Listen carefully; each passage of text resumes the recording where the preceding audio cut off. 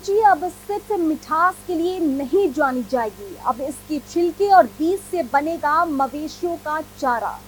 फेंकने लायक अपशिष्ट अब किसानों की आमदनी बढ़ाने वाला सोना बनेगा। कैसे, जानिए आज की रिपोर्ट में।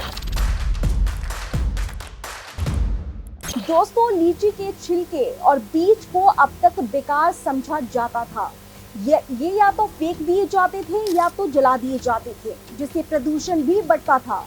लेकिन अब बिहार का राष्ट्रीय लीची अनुसंधान केंद्र इस सोच को बदलने जा रहा है। यहाँ वैज्ञानिकों ने एक ऐसी तकनीक पर काम शुरू किया है जिससे इन अपशिष्टों से पशुओं का पौष्टिक चारा तैयार किया जा सकेगा। यानी मुजफ्फरपुर की लीची अब मवेशियों के लिए सुपर फूड बन सकती है। नेशनल लीची रिसर्च सेंटर के निदेशक डॉक्टर विकास दास का कहना है कि ये रिसर्च तेजी से आगे बढ़ रही है। उन्होंने बताया कि लीची की प्रोसेसिंग के दौरान करीब 40 से 50% हिस्सा छिलका और बीज के रूप में अपशिष्ट हो जाता है, लेकिन इन्हीं में मौजूद है फाइबर, पॉलीफेनोल्स, एंटीऑक्सीडेंट और विटामिन सी जैसी कई पोषक तत्व। ये तत्व पशुओं के लिए बेहद जरूरी है और जब इन्हें सही तरीके से प्रोसेस किया जाए तो यह मवेशियों के दूध उत्पादन में 20% तक की बढ़ोतरी कर सकता है। ऐसा दावा वैज्ञानिकों ने अपने शुरुआती ट्रायल में किया है। गाजियाबाद की एक कंपनी विश्व कायनात herbs and aromatics private limited ने भी इस दिशा में कदम बढ़ाया है। कंपनी के मैनेजर कृष्ण गोपाल ने बताया है कि उन्होंने लीची के अपशिष्ट का टॉक्सिन निकालकर चारा तैयार किया है और इसका लैब टेस्ट भी हो चुका है। इस चारे की लागत पारंपरिक चारे से बहुत कम है, यानी पशुपालकों के खर्च में भारी कमी आएगी।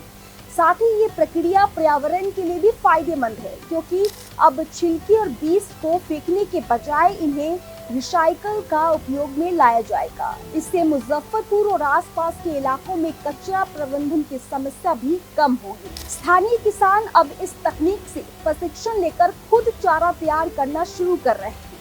कटाई के मौसम में जब लीची की प्रोसेसिंग चलती है तब हजारों टन छिलके और बीज निकलते हैं। पहले यह सब सड़ जाता था, लेकिन अब ये किसानों के लिए आय का नया साधन बन गए हैं।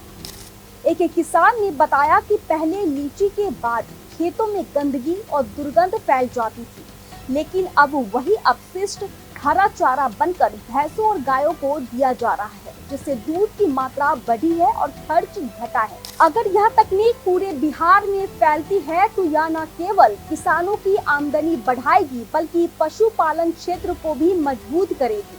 साथ ही बिहार पर्यावरण संरक्षण की दिशा में एक बड़ा कदम उठाएगा। डॉक्टर विकास दास का कहना है कि आने वाले समय में इन अपशिष्ट से बायो फर्टिलाइजर और ऑर्गेनिक मैन्योर बनाने पर भी काम किया जाएगा, जिससे खेती में और पशुपालन दोनों क्षेत्रों में क्रांति आई। मुजफ्फरपुर की लीची आज सिर्फ स्वाद नहीं, सस्टेनेबल इनोवेशन की नई पहचान बन रही है। अगर बिहार के हर जिले में ऐसी पहल शुरू हो जाए तो सोचिए, हम सिर्फ किसान नहीं बल्कि बदलाव की मिसाल बन सकते हैं। तो दोस्तों, आपको क्या लगता है, क्या लीची के छिलके से बनेगा बिहार का नया भविष्य? कमेंट पे अपनी राय जरूर बताइए और अगर खबर पसंद आई हो तो चैनल को लाइक, शेयर और सब्सक्राइब करना नहीं भूलिए।